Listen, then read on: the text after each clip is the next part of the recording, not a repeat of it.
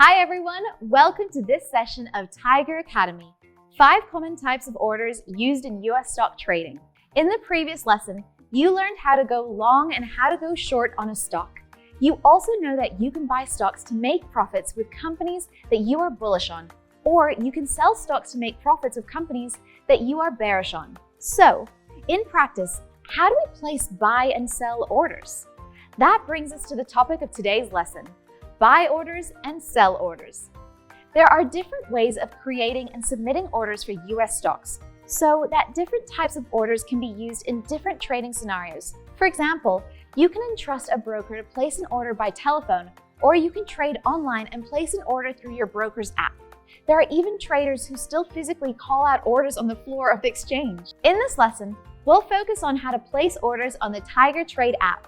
Before you start placing orders, you should be aware that there are 5 main types of stock orders: limit orders, market orders, stop loss orders, stop limit orders, and trailing stock orders. Number 1, limit orders. A limit order is an order to buy or sell a stock at a specific price.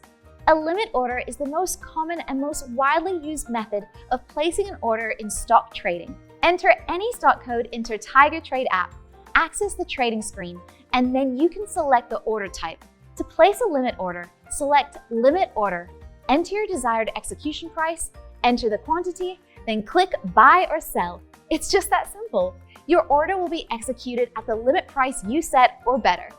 The biggest feature of using limit orders is that you can trade with a specific price in mind. So limit order trading means price first and speed of execution second.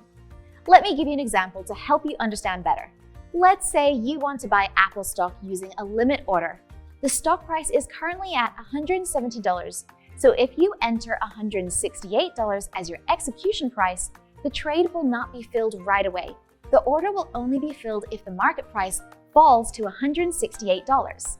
Similarly, if you want to sell Apple stock using a limit order and the current stock price is $170, if you enter $172, the order will not be executed until the market price rises to $172. From this example, you can see the advantage of using a limit order is that investors can place orders with the best price in mind, thereby controlling the cost of buying and taking profits from selling. However, if the limit price that is placed to buy a stock is too low, or the limit price that is placed to sell a stock is too high, the order may not be filled and timing will be lost, which can be costly to an investor. Number 2, market orders.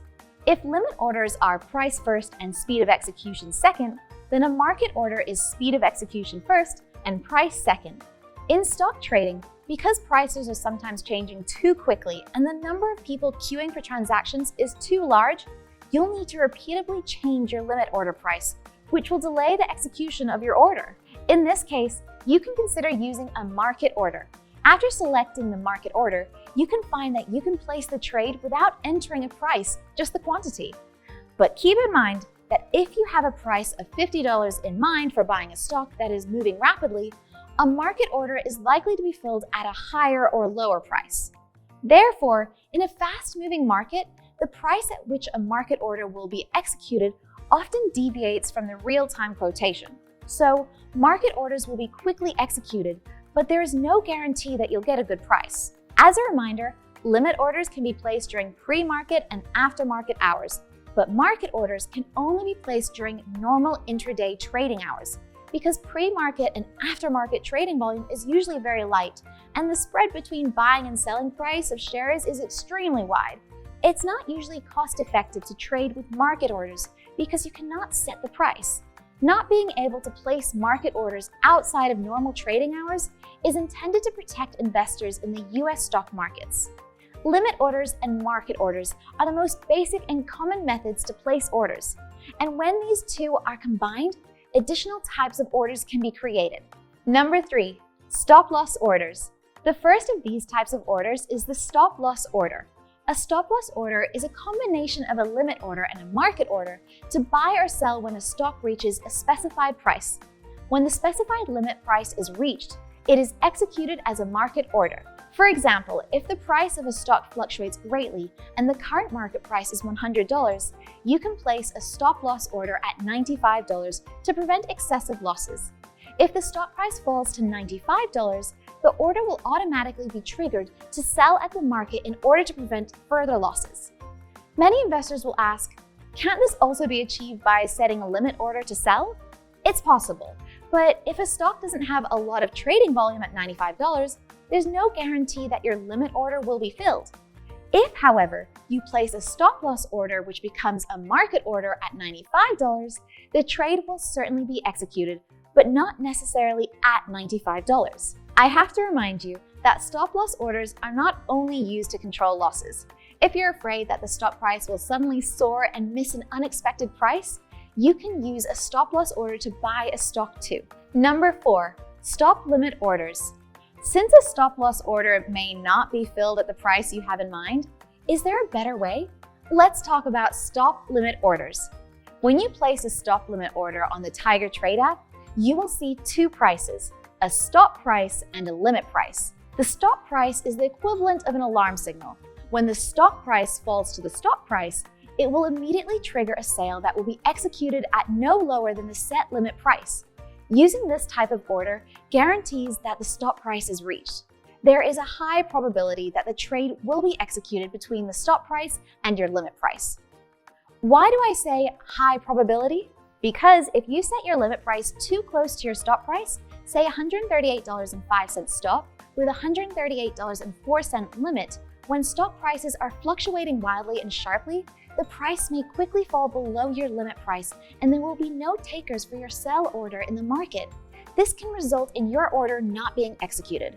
To sum up, if the difference between the stop price and the limit price is too small, the order may not be filled. If the difference is too large, it will increase your losses when the market fluctuates sharply. So you need to be careful when setting the gap between your stop and limit prices to ensure that the trade will be successful. Not too small and not too big. As I've said, a stop loss order is a limit price plus a market price, and a stop limit order is basically a stop price plus a limit price. Market orders cannot be executed before or after market hours, so stop loss orders can only be traded during intraday trading hours. Stop limit orders, however, can be traded at all hours. Number 5, trailing stop order. Now that we've covered 4 of these order types, let's take a look at the 5th and last type, the trailing stop order. A trailing stop order is like a stop loss order plus. It's a way of placing an order to control losses that tracks the trading trend. If you choose to enter a trailing stop order in the Tiger Trade app, you will find that there is no price here, but you have the choice to set the price according to a spread or percentage ratio. What does that mean? For example, let's say you're bullish on Apple and you place a trailing stop order to buy at a market price of $150 with a spread of $2. Let's say after the order is filled, the stock prices rise sharply to $170 and then begins to pull back. Because of the $2 spread that you factored in, when the stock price pulls back to $168, the system will automatically trigger a sell order, helping you preserve most of the fruits of your victory. That's how a trailing stop order works. Of course, in addition to being able to set a spread, you can also choose a ratio. Assuming you pick 1%, a sell order will be triggered when Apple retreats from $170 to $168.30. Therefore, the trailing stop order is a better way to place an order that helps protect the profits that you have already made. Number 6, order status. Now that we've covered the 5 most common types of orders for US stocks, I'm going to take you back to the Tiger Trade app trading screen and show you how to check the statuses of your orders. First of all, in the Tiger Trade app trading screen, you'll see that there are 2 validity periods. One is day and the other is GTC. Selecting day means that the order will be automatically canceled at the end of the trading day if the order was not filled by that time. GTC means good till canceled, and it is a perpetual order that will remain active until you physically cancel it. We need to pay attention to the risk of good till canceled orders due to the unpredictability caused by the sometimes wild stock price volatility that can occur in the US stock markets. It is recommended that you exercise caution when choosing to use this type of order. Finally, let's take a look at the order status. After you successfully place an order, click on Portfolio in your stock trading screen and you'll see the details of positions already held in your account, including the market value of the positions, the quantity of each position, the current price, the cost of price, and the floating profit and loss. For long positions, quantities will be displayed as a positive value, and for short positions, they will be displayed as a negative value. In addition, if you click on Open Orders, you will see orders that have been placed but not yet filled. At this time, you can modify your order price and quantity, and you can also click Cancel to remove the order from the queue. Alright, that's all for today's lesson. Have you learned the 5 most common ways to place an order? Now let's review what we've covered today. Limit orders, market orders, stop loss orders, stop limit orders, trailing stop orders, order status. After learning these points, I think you've now got the idea of these 5 common types of orders, and you can choose the most suitable order method according to specific trading scenarios that best suit your trading needs. In the next lesson, I'm going to introduce you to more stock trading functions on the Tiger Trade app so that you can trade stocks more conveniently and accurately. I'll see you next time.